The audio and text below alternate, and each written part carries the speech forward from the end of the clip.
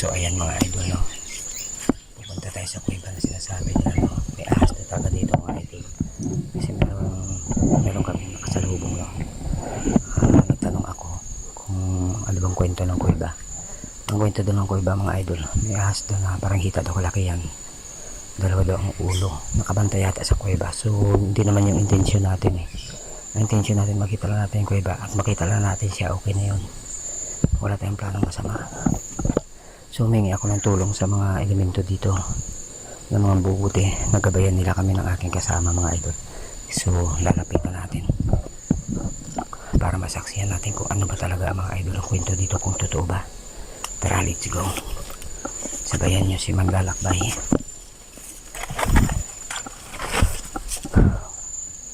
Si Manlalakbay may mga dalang Latin na orasyon, kaya makiramdam tayo kung nandyan siya o wala.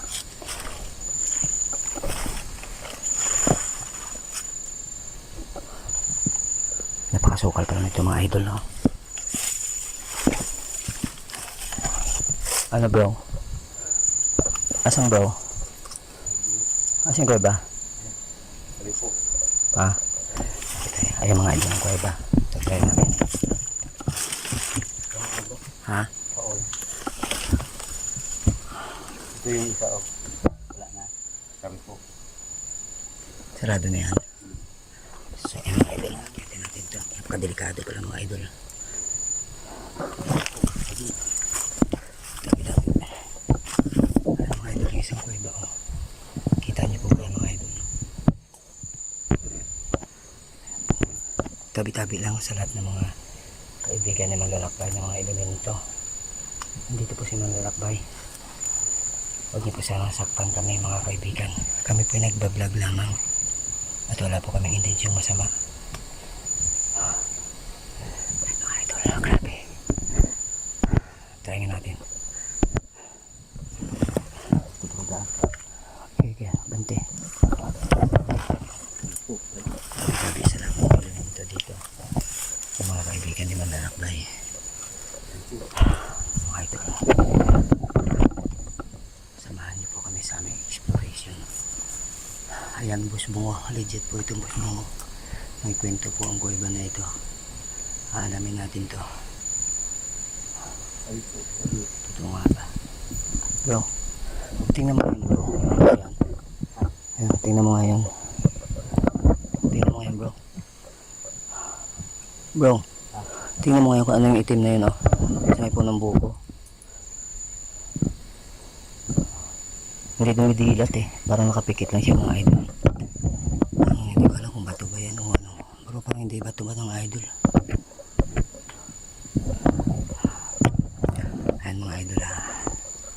Patunayan ko sa inyo mga idol na si Manlalakbay ay nakandang sumuong sa ganito.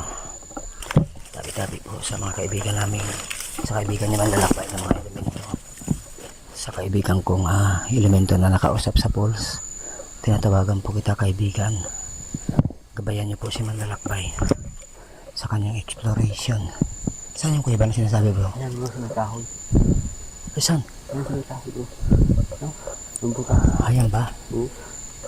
Sabi po. Tabi-tabi po. Daan na. Tingin ka bro ha, dandahan na. Makamakot sa kamay.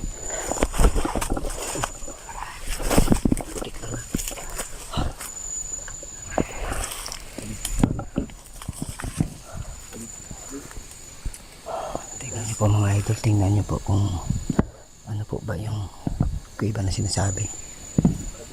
Tabi-tabi po. Asan bro? Ha?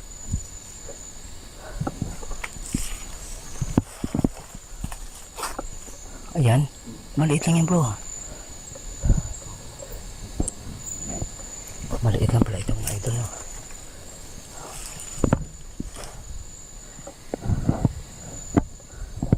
Ano yung itim na yan bro? Kanina pa may naririnig dito. Ito. Hindi ako lumapit. Oo mga idol, no? Ang korte ng bato parang ahas mga idol. Tabi-tabi lang po sa tagabantay. Huwag ka po sana magalit kay Manlalakbay. Mabuti kong tao si Manlalakbay. Parang nakahirap nga talaga yung daan niya mga idol.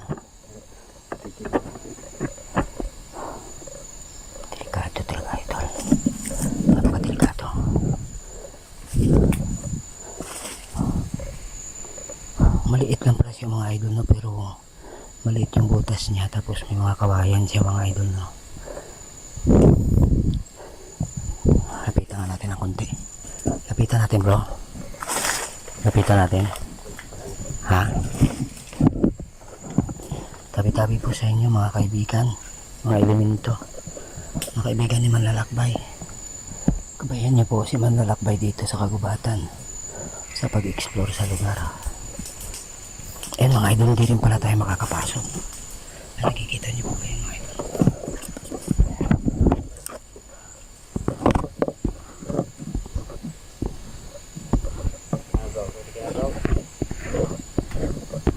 Nakikita niyo mga idol. Hindi pala tayo makakapasok mga idol kasi parang maliit lang siya na butas, pero maluwag daw yan mga idol sa loob. Tsaka yung korte kasi ng bato mga idol parang ahas, oh. Ha?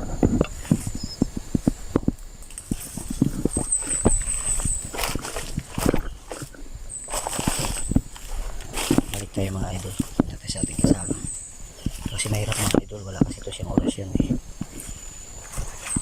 Baka siyang punteriyahin. Kita niyo mga idol. Pakaliit pala.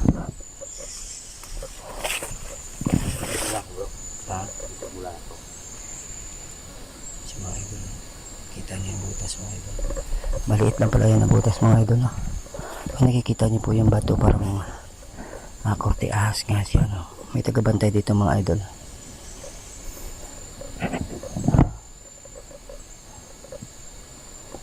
Pero ang ahas mga idol, tingin ko hindi naman siguro lumalabas yun. Sa mga elemento ng mga kaibigan ni Manlalakbay, gabayan niyo po si Manlalakbay sa kanyang exploration. Huwag niyo po sanang saktan. Humingi po ako ng patawad at pasensya sa lahat kung kami man po ay nakagambala at nagkaroon ng kasalanan. Patawad po sa inyo.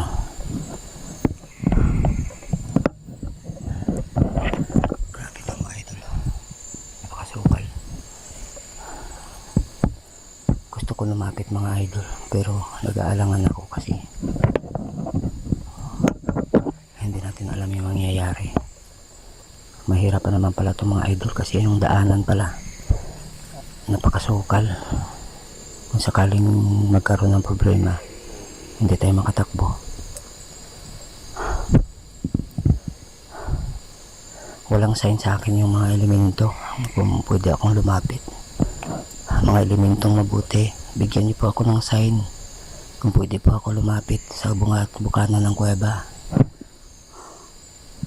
Mga elemento na mabuti, humingi po ako ng sign sa inyo. Humingi po si Manlalakbay ng sign kung paano ako makapasok sa kuweba, paano ako kahit sa bukana lang makalapit ako.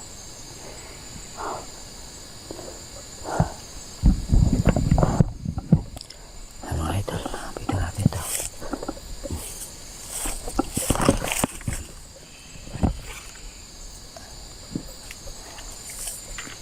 Hirap talaga mga idol kasi napakasukal po.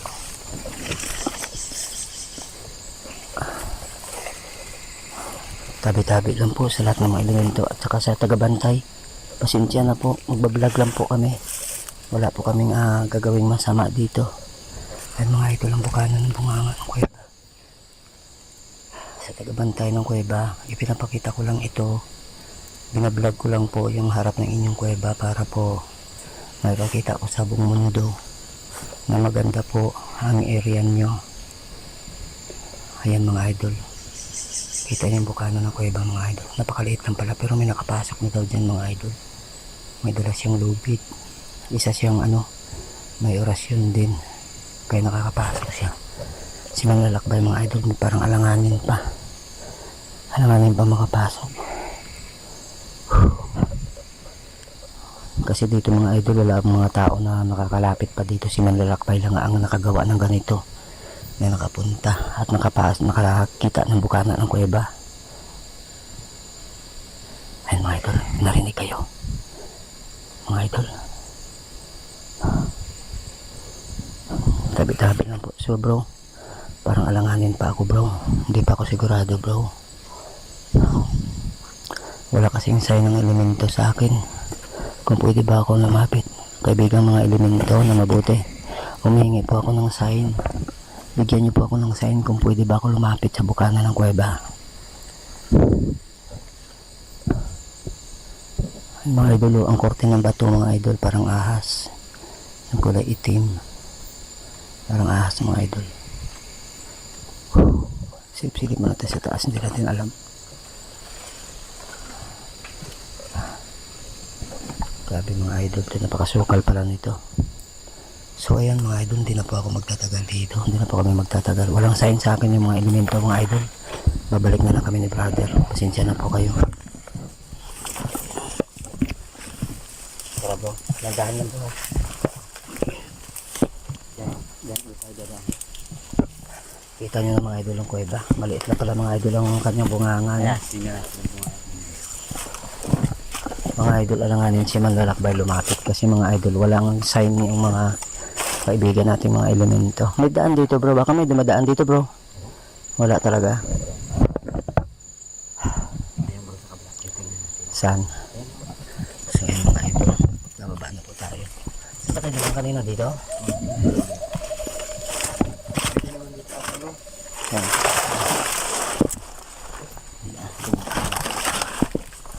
Pati yung kasama ko mga idol, nag-aalanganin din kasi napakadelikado talaga masyado. Pero kung si Manlalakbay lang, okay lang. Yan problema mga idol. Ayan yung kuweba. Ayan mga idol, isang kuweba oh. Tabi-tabi sa lahat ng mga elemento na mabuti, mga kaibigan ni Manlalakbay, mga tagabantay na mga mabubuti. Patawad po kung kami pong mga tao ay nakagambala dito sa inyo. Subalit wala po kaming gagawing masama kundi ang mag-vlog lamang po sa lugar. Maraming salamat po sa inyong mga elemento, mga tagabantay na si Manlalakbay ay pinayagan ninyo na mag-vlog dito sa area. Maraming salamat po. Tara, baba tayo. Huwag na bro, huwag na tayo lumapit kasi masukal pala bro eh. Ayan po mga idol no. Ang akala ko kasi mga idol, yung kuweba malinis at saka mayroong daan. Ang problema pala mga idol, yung kuweba napakasukal din, walang daanan, kaya mahirap lumapit na marumi.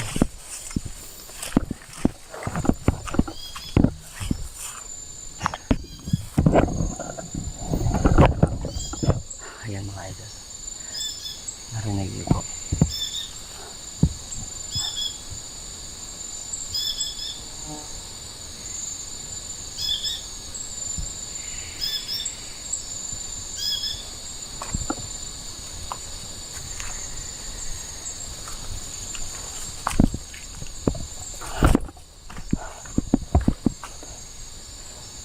Magandang gabi sa lahat ng mga elemento ng mga kaibigan ni Manlalakbay na mga mabubuti. Maraming salamat sa inyong paggabay. Maraming salamat sa pagproteksyon kay Manlalakbay na kahit papano ay nakalapit din ng kaunti din sa kuweba. Pinapasalamatan ko kayong lahat mga elemento. Dahil hindi lang si Manlalakbay ngayon nakasaksi sapagkat marami na rin si Manlalakbay na nakarinig ng mga boses ninyong mga elemento na sumasagot talaga kay Manlalakbay pag nagtatanong. Kaya pinaparinig ko sa inyo mga elemento na mga mabuti.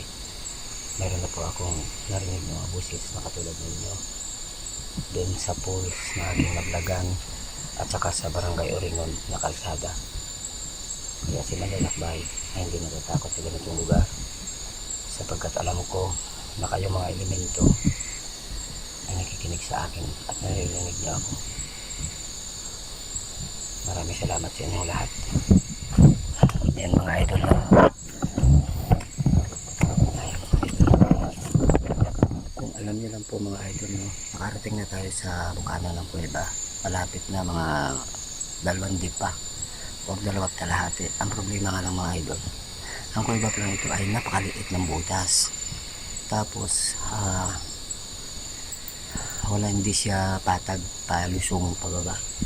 So bali napakahirap din mga idol na magsugal tayo ng basta-basta kasi alam na natin yung kwento rito. Kahit sino mga idol yun talaga ang sabi-sabi, kasi tinatanong ko rin yung mga tao rito.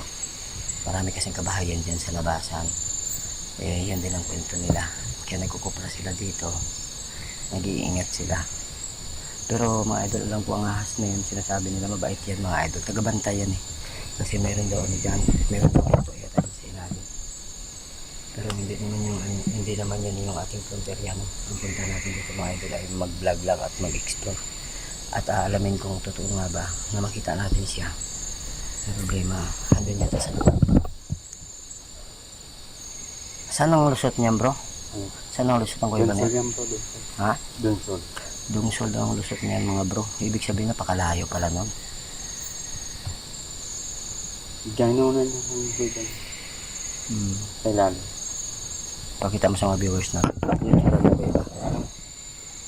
Pag ganun sa ilalim, kaliwat kanan, yung daan. Kanan. Pag sa kaliwa ka dumaan, Pag sa kaliwa, dito yata sa kabundok yun. Dito sa kabra. Hindi ko lang alam kung saan yung kanda. pag sa kanan, Pag sa kalini, dunsol yun. padungsol sa kanan. So yun mga ito narinig niya. Dalawa yung daanan daw dun sa ilalim. Kaya kailangan pag pumasok ka pa dyan mga idol, mayroon kang tali pababa. Tapos kailangan talaga may orasyon ka. Mahirap na susuwan ko sa ganyan na hindi ka kumpleto. So ayun mga idol, hanggang dito na lang po yung part 3 natin sa ahas. No? Maraming salamat sa lahat na sumama. Paalam sa inyo. Abangan niyo po yung part 4. Baka makalapit na tayo.